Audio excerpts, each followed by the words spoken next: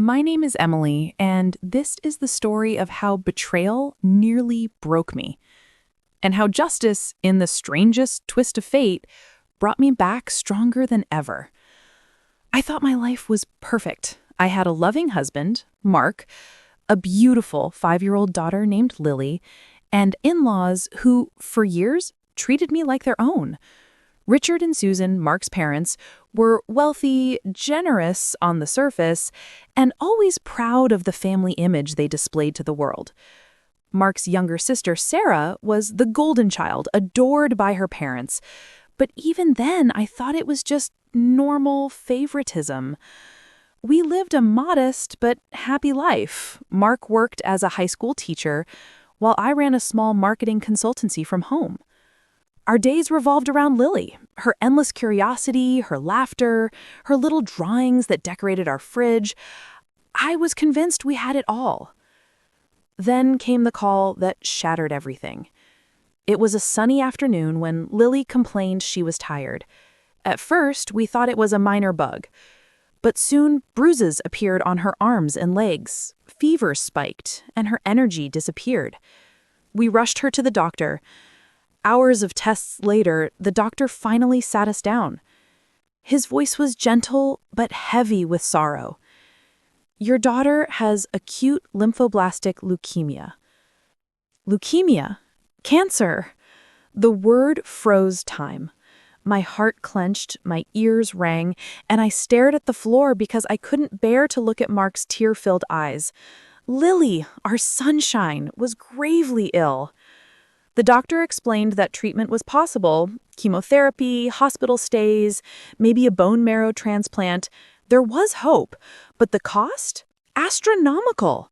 Our insurance covered some, but the specialized care Lily needed would easily exceed $200,000. For most families, that would be impossible. For us, it felt like an immovable mountain. But I believed, foolishly, that we had a safety net: Richard and Susan. That night, Mark called his parents. His voice shook as he explained Lily's diagnosis, the urgency of treatment, the staggering costs. "Dad, Mom, she needs us. She needs all of us." There was a long silence. Finally, Richard cleared his throat. "Son, we're sorry to hear this, but you know Sarah's wedding is coming up. We've already committed a lot financially." Sarah's wedding. That was their reason? Mark's knuckles turned white around the phone. "Dad, Lily might not have that long. We need help now." Susan's voice, soft but detached, came through. "We'll see what we can do after the wedding, sweetheart." After! The word hit me like a slap. Over the next weeks, their help amounted to a $5,000 check, barely enough for a few days of treatment, while they spent over $250,000 on Sarah's wedding. Imported flowers, a couture gown, a historic estate venue, fireworks, champagne towers. The whole city buzzed about the extravagance. Meanwhile, my little girl lay in a hospital bed hooked up to machines that beeped endlessly through the night. The betrayal cut so deep it left me raw. They weren't just neglecting us financially, they were abandoning Lily, their own granddaughter. Our lives shrank to hospital walls, antiseptic smells, and whispered prayers. Lily endured chemo bravely, clutching her stuffed bear through needle pricks and nausea. Some nights she'd look at me with tired eyes and whisper, "Mommy, when can I go home?" I promised her she would. I didn't know if I was lying. We sold our second car, drained savings, and mortgaged our house. Friends and strangers helped through fundraisers, giving what they could. Still, the bills stacked up. $10,000 here, $15,000 there. Desperate, we drove to Richard and Susan's mansion one evening. I carried Lily's scan results in my bag, hoping the reality would move them. They greeted us with forced smiles. Susan poured tea while avoiding my eyes. Richard listened, his face unreadable. "Emily, Mark, we love Lily," he said finally. "But the wedding deposits are paid. This is a once-in-a-lifetime event for Sarah. We'll support you after it's over." I snapped. "A wedding versus a life? You're choosing a party over your granddaughter." Susan teared up. "Don't make this harder than it already is." We left empty-handed. On the drive home, I sobbed into my hands while Mark gripped the wheel in silence. His parents had chosen appearances over love. That night, I whispered a vow beside Lily's hospital bed. If she survives this, they will regret every selfish choice. The wedding day arrived. Social media exploded with photos. Sarah gliding down the aisle in a $20,000 gown, Richard beaming as he toasted under crystal chandeliers, fireworks lighting the sky. Meanwhile, Lily spiked a dangerous fever. Doctors rushed us into ICU. I sat by her bed, stroking her damp hair, while outside my phone buzzed with relatives' messages. What a beautiful ceremony! I turned off the phone, rage boiling inside me. How could they celebrate while Lily fought for her life? That night, under the hospital's fluorescent lights, I looked at my daughter's fragile frame and swore, they will know this pain.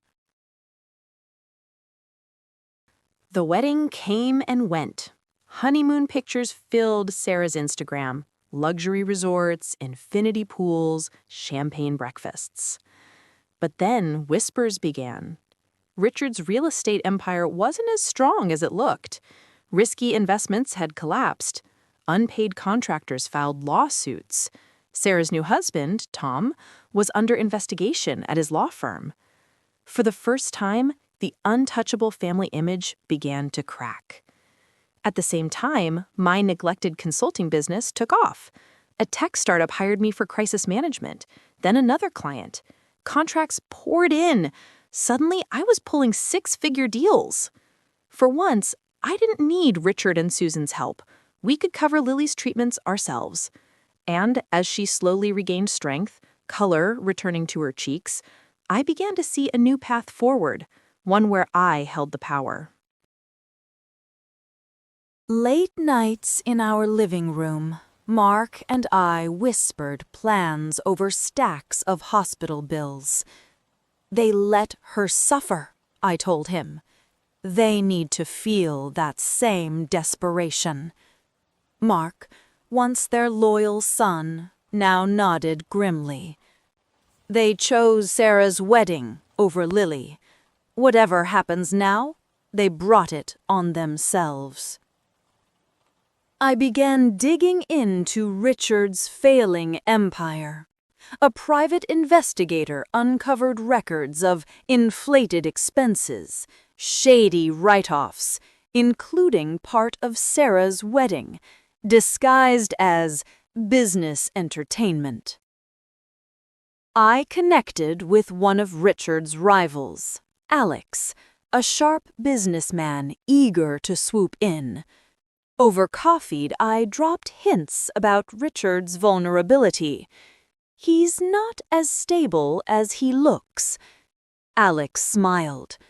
I'll keep that in mind.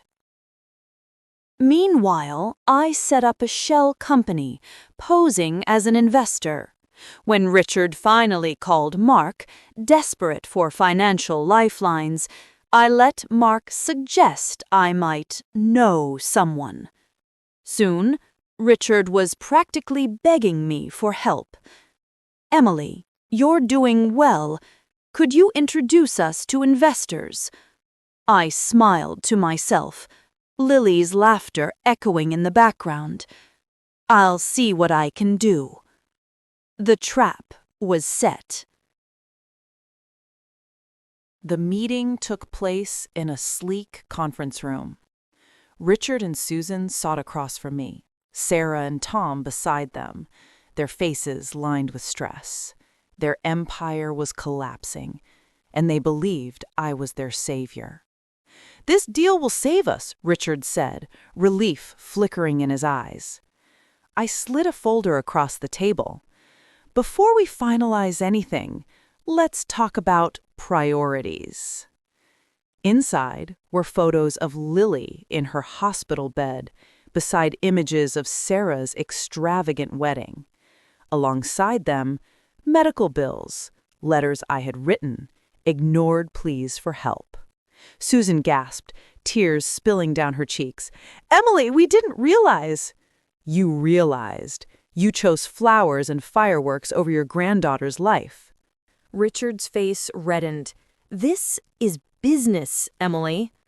"Business?" I leaned forward. "No, Richard. This is family." At that moment, Alex entered the room. "Actually, I'll be taking over from here," he announced.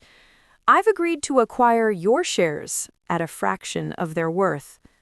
The audit I'd insisted on had exposed every weakness. Richard had no choice but to sign. His empire crumbled, his reputation shattered, and his family left clinging to scraps. I stood, gathering my things. "Consider this justice for Lily." And I walked out. In the months that followed, Richard and Susan lost their mansion and retreated to a modest home. Sarah's glamorous life dimmed as Tom faced charges.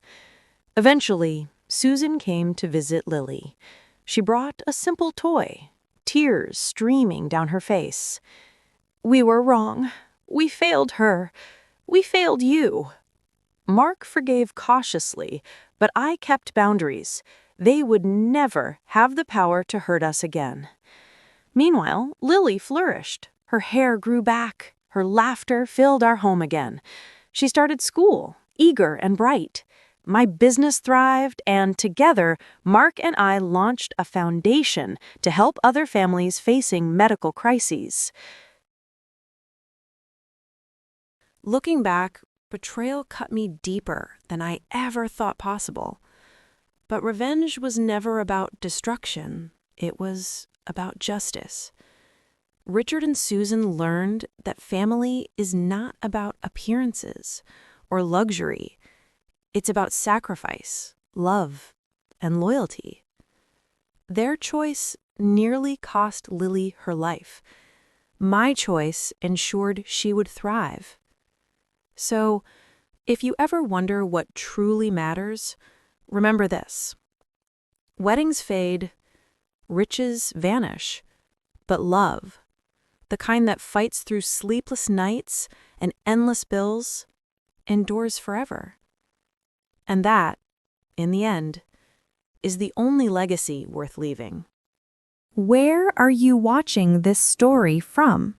I'd love to know in the comments. If you enjoyed this journey, please like the video, share it with friends, and subscribe for more powerful stories.